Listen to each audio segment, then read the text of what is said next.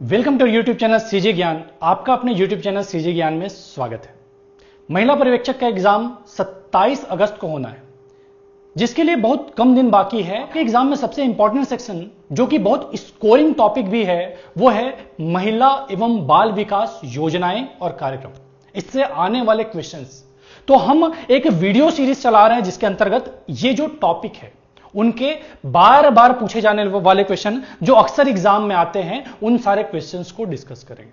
जो MCQ series हम चला रहे हैं उसमें हम आपको 400 से 500 क्वेश्चन इस पर्टिकुलर टॉपिक के कवर करके देंगे। बहुत संभावना है कि जो हम क्वेश्चंस कराएंगे उन्हीं में से क्वेश्चंस आपके एग्जाम में भी देखने मिल जाए। तो ये एमसीक्यू सीरीज यदि आप एग्जाम के लिए तैयारी कर रहे हैं तो बहुत ज्यादा इंपॉर्टेंट होने वाला है। हर एक वीडियो को ध्यान से देखिएगा, हर एक क्वेश्चन को ध्यान से देखिएगा। ये क्वेश्चन आपके एग्जाम के लिए बहुत ज्यादा इंपॉर्टेंट होने वाला है। तो चलिए आज के इस वीडियो को शुरू करते हैं। बाल विवाह प्रतिषेध अधिनियम 2006 को राष्ट्रपति की स्वीकृति प्राप्त हुई। बाल विवाह प्रतिषेध अधिनियम 2006 को राष्ट्रपति की स्वीकृति कब प्राप्त हुई? 15 अक्टूबर 2007, 16 अक्टूबर 2007, 10 जनवरी 2007 और 20 फरवरी 2008। तो इसका राइट आंसर होगा 10 जनवरी 2007 को बाल विवाह प्रतिषेध अधिनियम 2006 को राष्ट्रपति की स्वीकृति प्राप्त हुई थी। यह बाल विवाह प्रतिषेध अधिनियम क्या है, इसके बारे में जानते हैं। तो पहले क्या होता था कि 18 साल से कम एज के आयु वालों का भी विवाह हो जाता था, लेकिन जब से बाल विवाह प्रतिषेध अधिनियम बना उसके बाद से यदि ऐसी लड़की जिसका विवाह 18 साल से कम उम्र या ऐसा लड़का जिसका 21 साल से कम उम्र में शादी हो जाता है तो वो बाल विवाह कहलाएगा। इसे बाल विवाह प्रतिषेध अधिनियम 2006 द्वारा प्रतिबंधित किया गया है। क्या समझ में आया कि लड़की का विवाह अगर 18 साल से कम और लड़के का विवाह अगर 21 साल से कम आयु में हो जाता है तो उसे हम बाल विवाह कहेंगे। और ये जो बाल विवाह प्रतिषेध अधिनियम 2006 है उसके धारा 9 के अनुसार जो बाल विवाह करेगा उसे 2 साल का जेल, 1 लाख रुपए का जुर्माना या दोनों की भी सजा हो सकती है। तो चलिए अगला क्वेश्चन देखते हैं। भारत में 6 वर्ष आयु तक के बच्चों की संख्या जनगणना 2011 के अनुसार कितना है? कितना है? तो राइट आंसर इसका है ऑप्शन डी 15.87 करोड़। जनगणना 2011 के अनुसार भारत में 6 वर्ष के कम आयु के बच्चों की संख्या 15.87 करोड़ है। अगला क्वेश्चन है, सूर्य की किरणों में शरीर में निर्मित होता है। सूर्य की किरणों से शरीर में कौन सा विटामिन निर्मित होता है? तो विटामिन डी का निर्माण सूर्य की किरणों से शरीर में होता है। इसके अलावा बाकी सारे विटामिन के बारे में भी जान लेते हैं कि विटामिन ए की कमी से रतौंधी रोग होता है, विटामिन बी1 की कमी से बेरी, विटामिन बी2 त्वचा का फटना, आंखों का लाल होना, विटामिन बी3 बाल सफेद होना, चर्म रोग, विटामिन बी5 पेलाग्रा, विटामिन बी6 एनीमिया चर्म रोग, विटामिन बी7 लकवा बालों का गिरना, विटामिन बी12 एनीमिया, विटामिन सी की कमी से स्कर्वी, विटामिन डी की कमी से रिकेट्स, विटामिन ई की कमी से जनन शक्ति में कमी और विटामिन के की कमी से रक्त का थक्का ना बनना। ये सारे बीमारी है जो विटामिन की कमी से होता है। सारे बहुत इंपॉर्टेंट है, कोई भी आपके एग्जाम में पूछा जा सकता है, तो चीजें आपने पता होना चाहिए। 2-4 बार आप पढ़ लेंगे तो आपको चीजें याद हो जाएगी। कोई भी ट्रिक वगैरह से याद करने की जरूरत नहीं है। ट्रिक को याद करना अपने आप में बड़ा कॉम्प्लिकेटेड हो जाता है। शिशुओं को किस उम्र तक केवल माता के दूध पर आधारित होना चाहिए? जो शिशु है किस एज तक उनको पूरी तरह से माता के दूध पर आधारित होना चाहिए? वो है 6 महीना। 6 महीना तक शिशु को माता के दूध पर आधारित होना चाहिए। इंदिरा गांधी मातृत्व सहयोग योजना का लाभ प्राप्त करने के लिए न्यूनतम आयु है। इंदिरा गांधी मातृत्व सहयोग योजना का लाभ प्राप्त करने के लिए मिनिमम जो आयु है वो 19 वर्ष चाहिए। इसके बारे में और जानते हैं कि ये जो इंदिरा गांधी मातृत्व सहयोग योजना है उसके बारे में डिटेल जानते हैं कि यह महिलाओं को प्रसव और प्रसव के दौरान होने वाले नुकसान के लिए महिलाओं को आंशिक मजदूरी मुआवजा प्रदान करती है।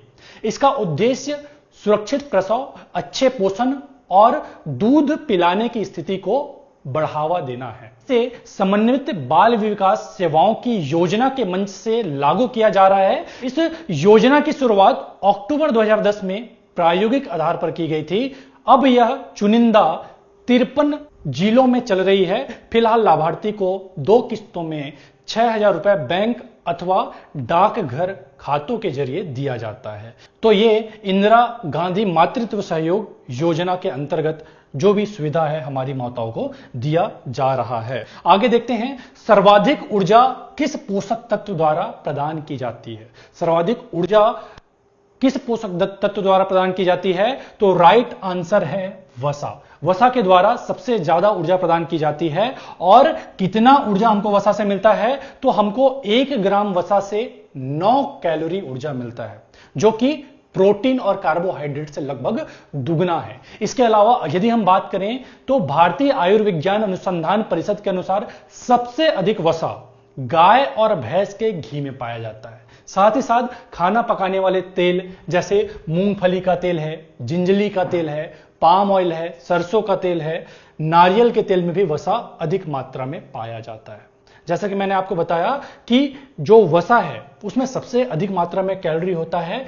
1 ग्राम वसा में 9 कैलोरी पाया जाता है। अगला क्वेश्चन देखते हैं, शिशुओं को अनुपूरक आहार किस उम्र से प्रारंभ किया जाना चाहिए? तो कितने उम्र के बाद शिशुओं को अनुपूरक आहार दिया जाना चाहिए? 6 माह के उपरांत शिशुओं को अनुपूरक आहार दिया जाना चाहिए। अनुपूरक आहार क्या होता है? शिशुओं को सुपोषित बनाने में अनुपूरक आहार की अहम भूमिका होती है। 6 माह के बाद बच्चों को अतिरिक्त पोषक आहार की जरूरत होती है, इसलिए आंगनबाड़ी केंद्रों पर 6 माह पूरे कर चुके शिशुओं को हर माह अन्न प्राशन कराया जाता है।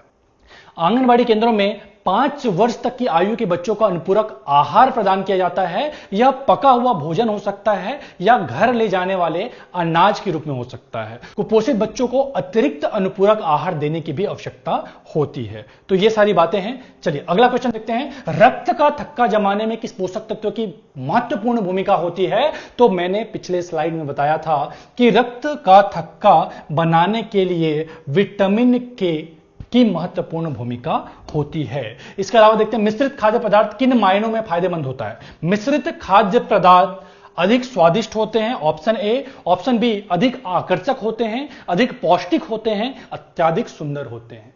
मिश्रित खाद्य पदार्थ अत्यधिक पौष्टिक होते हैं। राइट आंसर इज अत्यधिक पौष्टिक होते हैं। तो किन मायनों में फायदेमंद है? अत्यधिक पौष्टिक होता है भाई साहब। शारीरिक हिंसा की श्रेणी में शामिल है। शारीरिक हिंसा की श्रेणी में इनमें से कौन कौन से ऑप्शन शामिल है?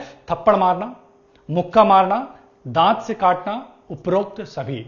तो थप्पड़ मारना, मुक्का मारना, दांत से काटना, ये सारे ही शारीरिक हिंसा की श्रेणी में आते हैं। इसके अलावा और कौन कौन सी चीजें जो शारीरिक हिंसा की श्रेणी में आते हैं? तो मारना, लात मारना, काटना, थप्पड़ मारना, हिलाना, ढकेलना, खींचना, मुक्का मारना, गला घोंटना, पीटना, खरोचना, चिकोटी काटना, बाल खींचना, छुरा घोंपना, गोली मारना, डुबाना, जलाना, किसी वस्तु से मारना, हथियार से धमकाना या शारीरिक हमला करने की धमकी देना, ये सारे शारीरिक हिंसा की श्रेणी में आते हैं।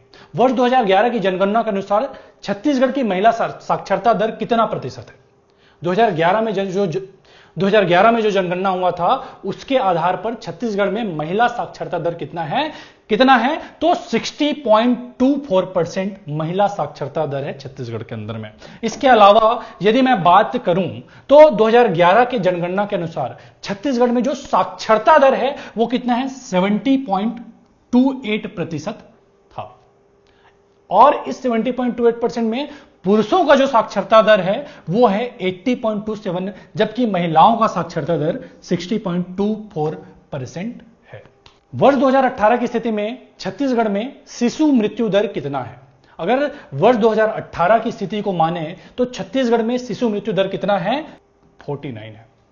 शिशु मृत्यु दर कितना है? 49 है। छत्तीसगढ़ का बहुत बुरा हाल है शिशु मृत्यु दर के मामले में। और यह शिशु मृत्यु दर होता क्या है उसके बारे में थोड़ा सा जान लेते हैं। हर 1000 जन्म में से 1 साल की उम्र से पहले मरने वाले बच्चों की संख्या को शिशु मृत्यु दर कहते हैं। बच्चा जो जन्म लिया वो 1 साल पहुंचने के पहले अगर उसकी मृत्यु हो जाती है और वो जो मृत्यु होने का जो दर है उसको हम क्या बोलते हैं? शिशु मृत्यु दर कहते हैं। ये जो आंकड़ा है जितना कम होगा वह विकास के दृष्टिकोण से उतना ही बेहतर माना जाएगा। शिशु मृत्यु दर एक महत्वपूर्ण पैमाना है। इसमें किसी भी क्षेत्र में उपलब्ध स्वास्थ्य सेवाओं की उपलब्धता और गुणवत्ता का पता चलता है। ठीक है, चलिए अगला क्वेश्चन देखते हैं। छत्तीसगढ़ में दाई दीदी क्लिनिक योजना कब चालू की गई? तो छत्तीसगढ़ में दाई दीदी क्लिनिक योजना 19 नवंबर 2020 को चालू किया गया था। कब किया गया था?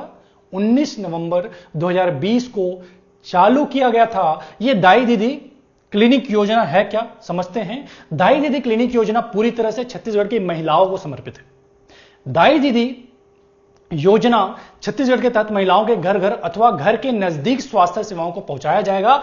इस योजना के तहत मोबाइल वैन को अस्पताल का रूप दिया गया है।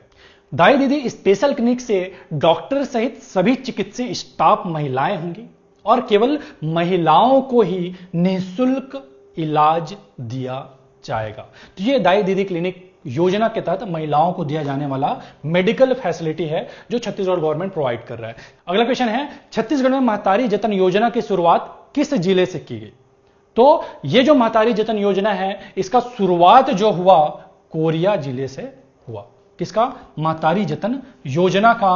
अगला क्वेश्चन देखते हैं, बेटी बचाओ बेटी पढ़ाओ योजना के तहत भारत शासन द्वारा प्रति जिलों को कितनी राशि के बजट का प्रावधान किया गया है? तो बेटी बचाओ बेटी पढ़ाओ योजना के तहत भारत शासन द्वारा हर एक जिले को 50 लाख राशि बजट का प्रावधान किया गया है। तो चलिए अगला क्वेश्चन देखते हैं। भारत सरकार द्वारा कुपोषण के स्तर में कमी लाने के लिए एक वृहद अभियान के रूप में पोषण अभियान का शुभारंभ किया गया। कब किया गया? 8 मार्च 2018 को वृहद अभियान के रूप में पोषण अभियान का शुभारंभ भारत सरकार द्वारा किया गया। तो अगला क्वेश्चन है, शासकीय स्तर पर नारी निकेतन का संचालन निम्न में से किन जिलों में किया जा रहा है? तो कौन कौन से जिलों में किया जा रहा है? रायपुर, सरगुजा व दंतेवाड़ा जिले में किया जा रहा है। तो आपका राइट ऑप्शन होगा ऑप्शन बी। नारी निकेतन के बारे में जानते हैं कि ये जो नारी निकेतन है उसका उद्देश्य क्या है? उन अनाथ, अविवाहित, विधवा, प्रताड़ित व बेसहारा महिलाओं जिनके पास घर नहीं है और उन्हें एक छत की आवश्यकता है, उन सभी लड़कियों या महिलाओं जिनकी उम्र 16 वर्ष से अधिक है, उनको सामाजिक व शैक्षणिक संरक्षण प्रदान करना, साथ ही वह युवतियों जो शादी करने की इच्छुक है उनके विवाह की व्यवस्था करना, यह नारी निकेतन का उद्देश्य है। So that's all for today. मिलते हैं अगली वीडियो में, तब तक के लिए टाटा बाय बाय, जय हिंद।